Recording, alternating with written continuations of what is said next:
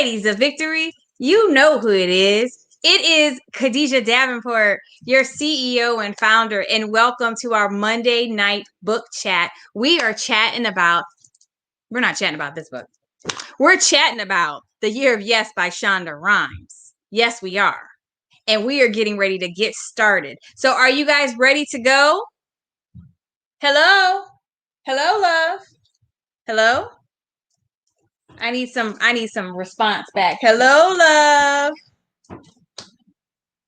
Hello, love. There we go. This is our book. This is what we're talking about. The Year of Yes by Shonda Rhimes. We're going to get started. This is part 3 of our series. We've been chatting each Monday night this month. We are talking about chapters 9 through 12 tonight. So yes, we did chat about this book last month in our book chat, but we wanted to make sure that we went live and we were able to share our experiences, how they paralleled Shonda Rhimes. Hey, Miss Doreen, we wanted to make sure that we share that experience with everyone. Hey, Riri, thank you for joining. And so that's why we're doing our book chat live. Hey, Latoya, thanks for joining. So join us. We're going to get ready to chat chapters 9 through 12. Let's go, ladies. Chapter 9, first question.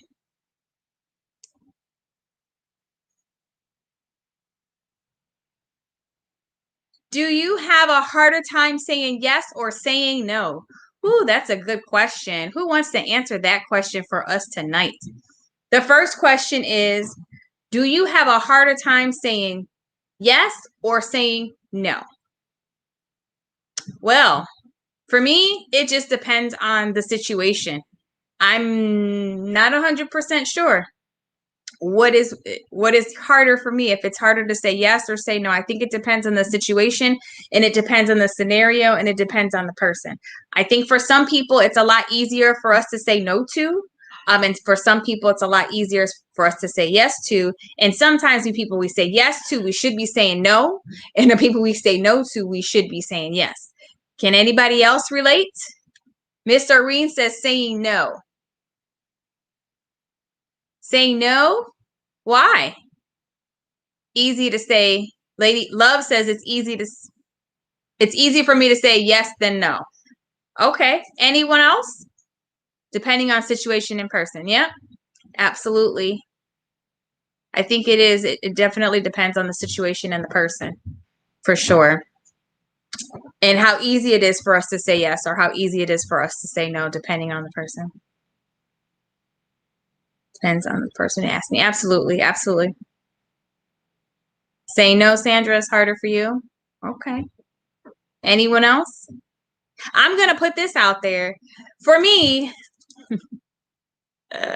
here I go. No. For me, I would much rather someone tell me no. I just want to be clear. I'd much rather you tell me no than to tell me yes and to do a job that's not done in excellence. Then to tell me yes and do it haphazardly. Then to tell me yes and it's late. Then to tell me yes and it's not done. Then to tell me yes, because if I ask you to do something, I need you to do it the same way that I would do it for you. And so it's not about my expectations, so to speak. It's about our relationship and our trust. And I believe that if you ask people to do things for you, then they should be able to do it in excellence. And the most important thing is that they should do it in love. And because you love me and you're doing it out of love, then you should have a spirit of excellence to do it. So if you can't do it with a spirit of excellence each time that I ask you to do something, then don't do it. Because that's how I feel. Maybe that's not how you feel. Maybe that's not how people see things. But from my perspective, because it is my opinion, if you're going to do something that I asked you to do, then I expect that you're going to do it the right way. And I expect that if you can't do it the right way, then I don't want you to do it. And telling me yes then pisses me off, right? Because then you're not doing it. And then I have to go back and redo what you did, or have to find somebody else to fill in to do what you did, when all you had to do was say, you know what? I don't want to do it, or I can't meet your expectations. I don't think I can meet your expectations. If we had honest communication from the beginning and we stopped trying to kiss butt, brown nose, get, one notch on her belt, add to our little tree of success by being connected with different people. And you got to be honest, because you got to understand why you say yes to stuff that you should say no to, and why do you say no to stuff that you should say yes to. So you've got to ask yourself those things. And for me, I'm not going to tell you yes and I can't do it the way that it needs to be done.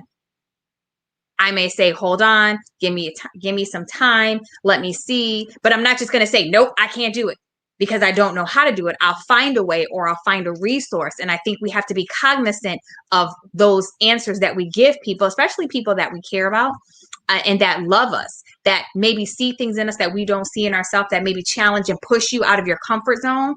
I'd rather you try than not try at all, of course. But I don't want you to make it seem like you know how to do something that you don't know how to do, period. And then you don't ask.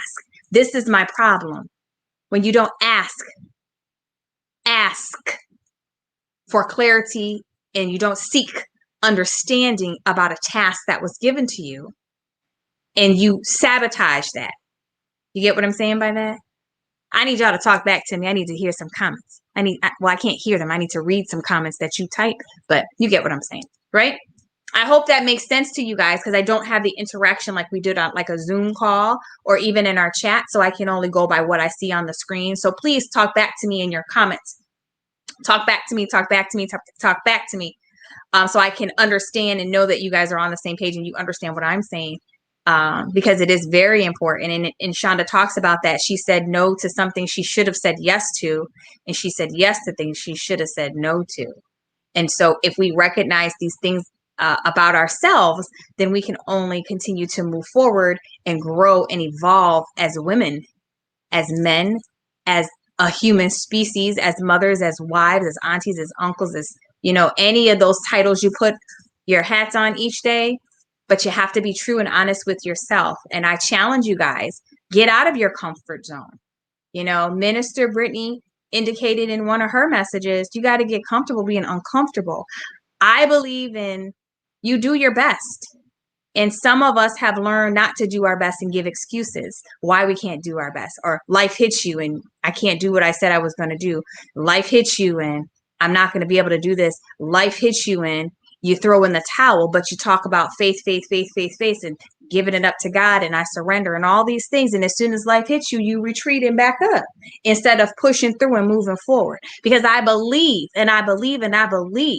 there's no excuse when you have a team working with you and helping you. You can't give me an excuse because there's other people that you can depend on to help you. No one's isolated and no one's on an island by themselves. And if you choose to keep having that mentality, then that is your fault. And I have no sympathy because there's too many of us connected on one accord, walking it out in unity, warring for the kingdom, that you have an excuse not to do what you said you were going to do. That is your integrity. That is your mouth. That is your bond. And that is how you build trust. If I can't trust you with the little things, I can't trust you with the big things. You have to be honest. Stop the foolishness. Stop the lying. Stop the manipulation. I'm not good on emotional sabotage. You can't use that with me. I'm not good with that. I can't handle emotional sabotage. I will cut you off because my thing is you have to speak positivity into yourself, and you have people that are pushing and loving you. There should be no self-doubt. There should be no negative thoughts. You got too much going on, and you can't tell me that we're praying to our most high God. You can't tell me that we're loving on one another. You can't tell me that we're doing these watches and we're doing all this proactive stuff, and you got negative thoughts coming to steal your joy. You got negativity just streaming out of your head. Prophet Waller said, whatever comes out of your mouth is what's festering in your heart. Whatever comes out of your mouth is festering in your heart. If it's negativity, then that's what's festering in your heart. So you got to check yourself, and you got to change your heart, and you got to renew your mind in him daily. You have to do those things. You cannot keep doing the same thing that you did a year ago or 6 months ago. Last year is done. We can't change nothing, and we can't change what's going to happen or predict what's going to happen ahead of us. We can only live in this very moment right now. But you do your best every day. There's times I don't want to do a whole lot of stuff, and I get up and do it, and I give it my best. I don't give excuses, and I don't expect excuses from anybody that's connected to me. When you have a telephone, you can text, you can call, you can email, you can connect with anybody that's in part of our team to help and assist. It's no more. So you learn to say yes when you should say no, and you learn to say no when you should say yes. Are we ready? Chapter 10. Let's go.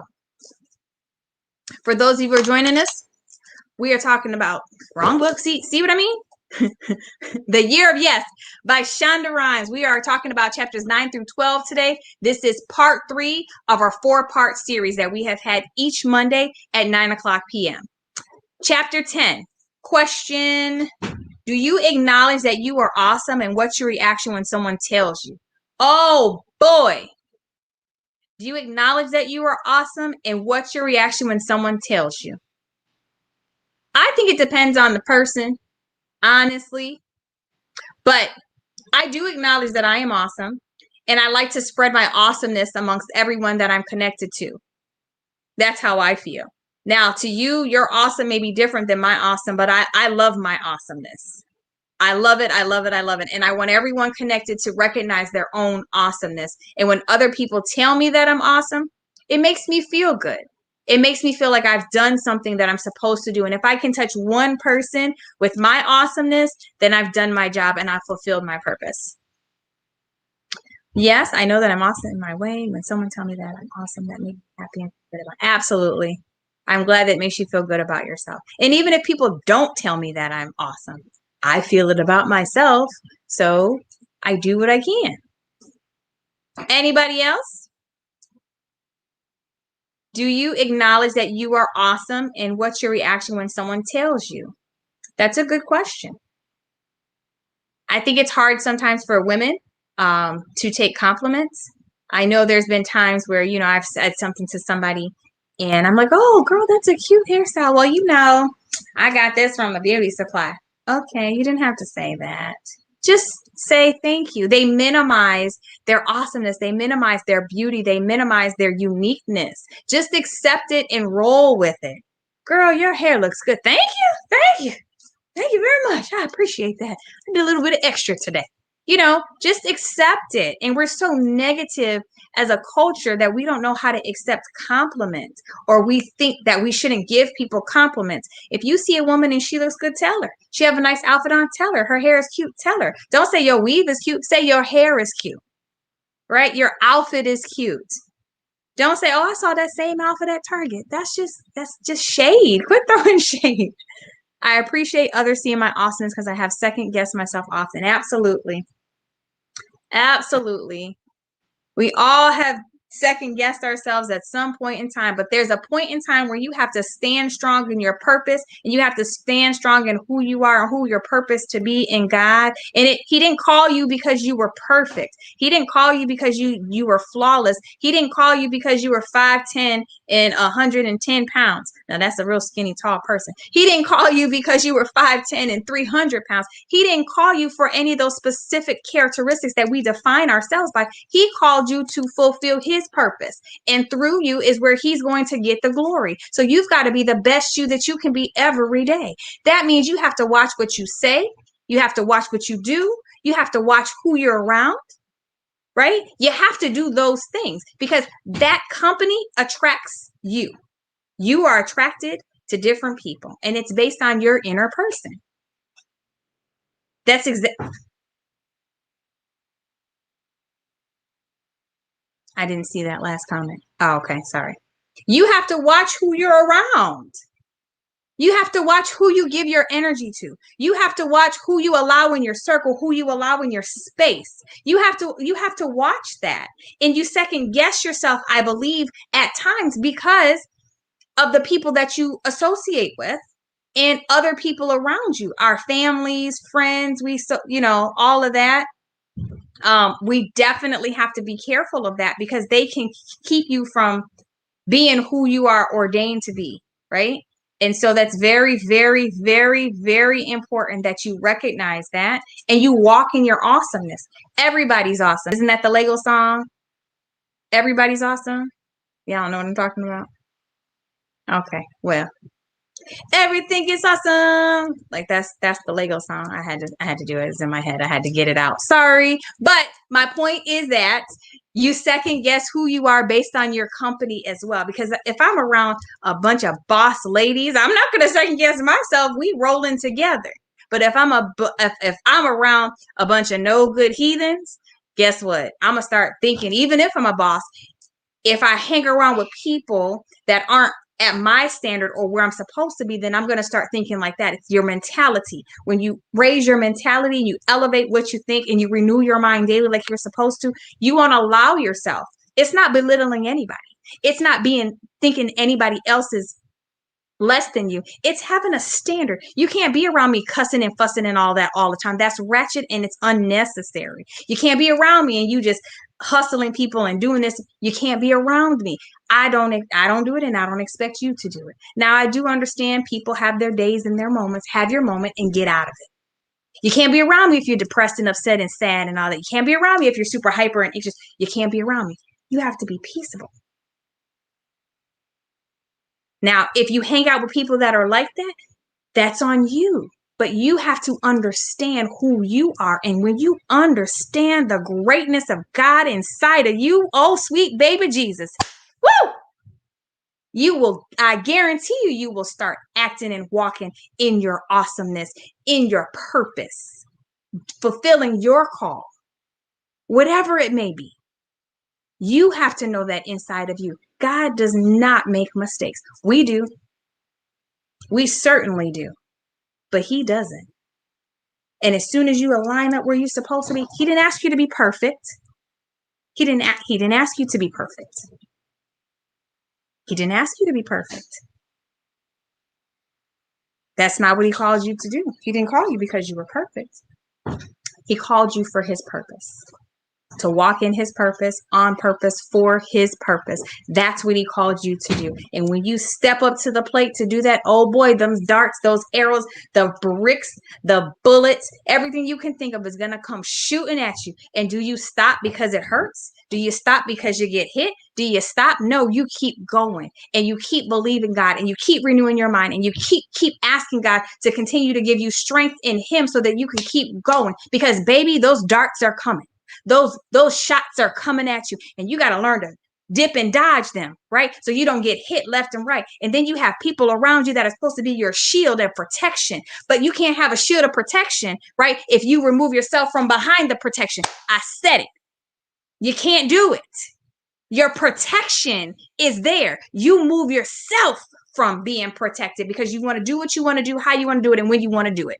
Yes, that's why you get caught up. That's why you get in trouble. That's why you can't move forward the way you're supposed to, because you keep thinking you do it how you want to, and that's not how God has made any of us. Whether it's our God, whether it's Allah, whether it's Buddha, you still have order in every religion that you decide to be a part of. There's still order, there's still structure, and there's still a protective barrier that you're supposed to be up under. Whether it's your husband, whether it's your pastors, whether it's fathers in their household, whether it's your mom in a single household, either way, a mom or dad, but you still have to be protected, and you take that protection off when you do what you want to do, how you want to do it. So you end up uncovering yourself from your own protection. For what? Let's talk about that. Why are you uncovering yourself? What are you uncovering yourself for? So you can go, what? So you can go be a hoe? What? I don't understand. You want to go have sex? Okay, then what? After that, then what happens? You gonna have a drink? After that, then what happens? You're gonna go get high? After that, then what happens? What happens? You still got to deal with you. That's what happens. And the Holy Spirit in you is going to make you feel guilty, and you keep running away from the very thing that helps you be set free. But you want to keep doing you, boo.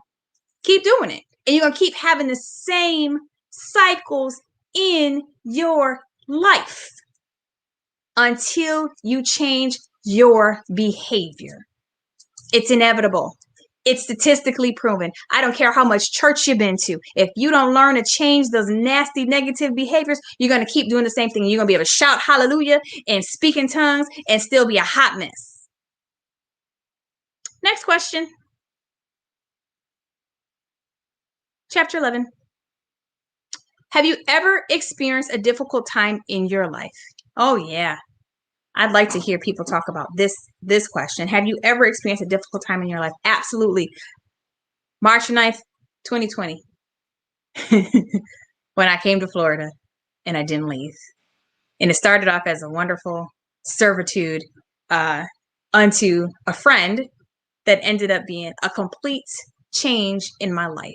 And although it may seem glamorous and wonderful to everybody else, my whole life got flipped upside down, turned around,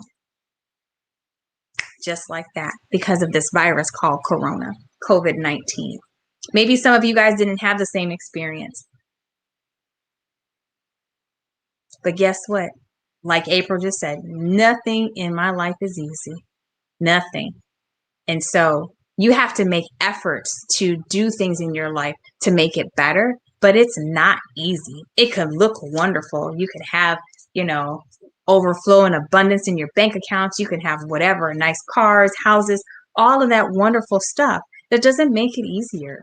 You still have to deal with the inner you. You still have to deal with the things that you're working through.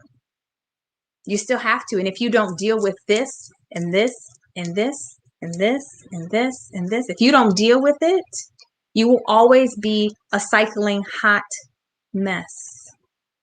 I said it, a cycling hot mess. You'll have highs and lows. You'll feel good. You'll do this. You'll do that. Oh, yeah. And every tax season, you're going to be a wonderful person. You're going to have all this. You're going to get everything together. You're going to have all this going on, blah, blah, blah. You're going to have all this money. And then bam, come April, you don't have nothing. And you back to where you were before.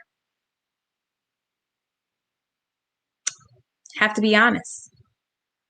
So, yeah. Have you ever experienced a difficult time in your life? 24/7, 365 is difficult. Sometimes are more difficult than others. There's sometimes, like right now, dealing with grief and loss and being tired from traveling back and forth. And like I said, for some people, maybe that seems glamorous, but it's tiresome. And I have children. We have a ministry. And we have business. We have all this stuff going on. And yet we have to keep going. So I wonder if we traded places for a day, how would that work? You ever think about that? Like, oh, I've got all this stuff going on. I got this, blah, blah, blah. Let me trade places with Lady D for a day. Let me see. Yeah. Because sometimes you make it look easy. It's not easy. I can manage it because I renew my mind daily and I make a decision every single day. I make a decision every single day to die to myself and walk in Him.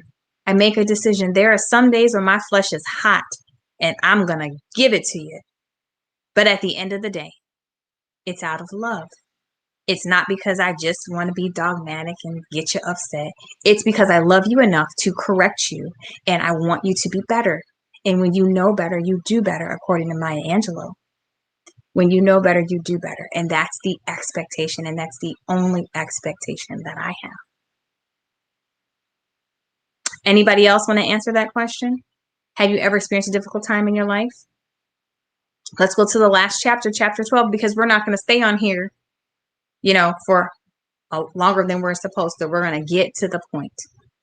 For those of you guys that are just joining, we're finishing up with chapter 12, Year of Yes by Shonda Rhimes. We have been paralleling Shonda's quest and her story with our own.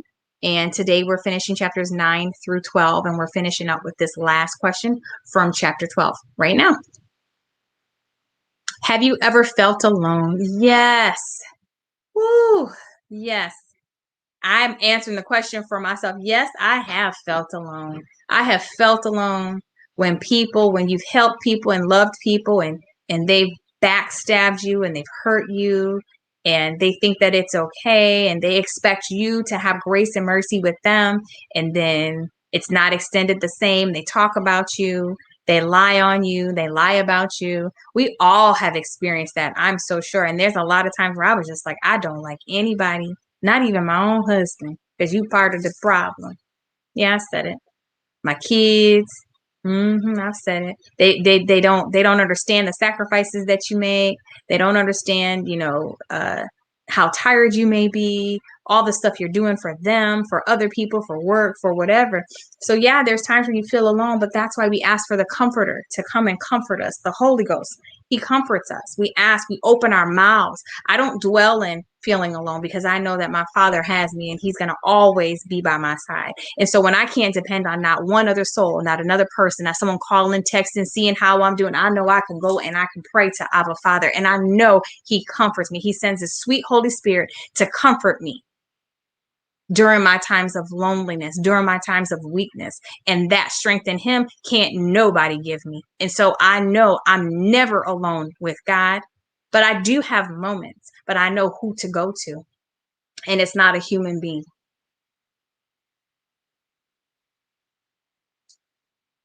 Yes, feeling used. Yeah.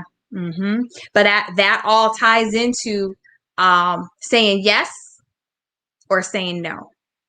And so a lot of times we put ourselves in predicaments thinking that people are going to change. And the reality, and this is my reality, is people are not going to change. And if you don't set boundaries and standards for people, they're going to keep doing the same thing that they're going to do. And that doesn't mean that it's you, that's them. And you allow them to just be who they are. And once you recognize who they are, now you have a decision to make.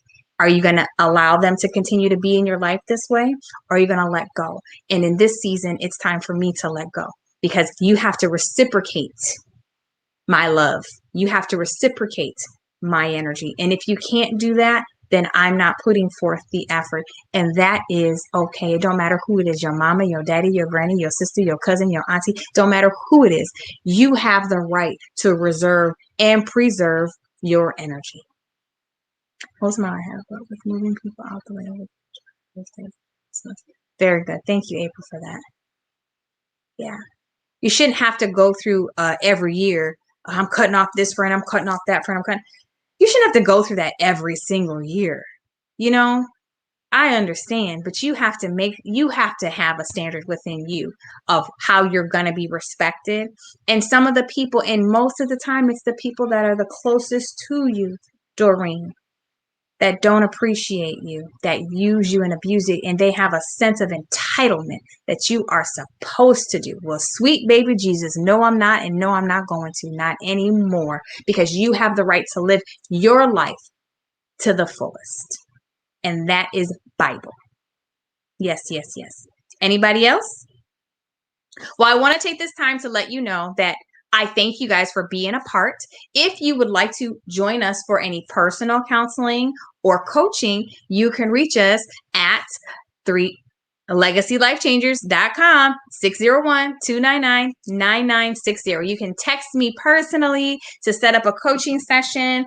It does cost money because it's not free, but I believe that when you invest in you, you'll get a better outcome. So you don't consider it as paying for it. You consider it as an investment fee for you.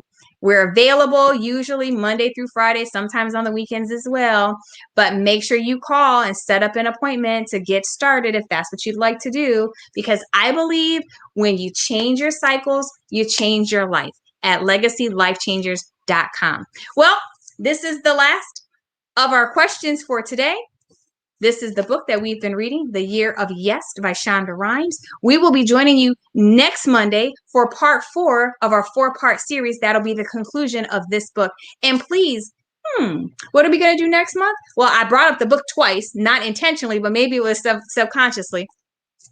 We're going to be reading this book starting Monday. It is called The Purpose Driven Life by Rick Warren. And believe me, most of you guys have it. If you don't have it, you need to go and get it, because we're going to start chatting with this book on Monday in our book chat. And then we won't go live with this book until April, because we have to finish the first book and then give people kind of a chance to get through this book. So we're going to do this 40 days.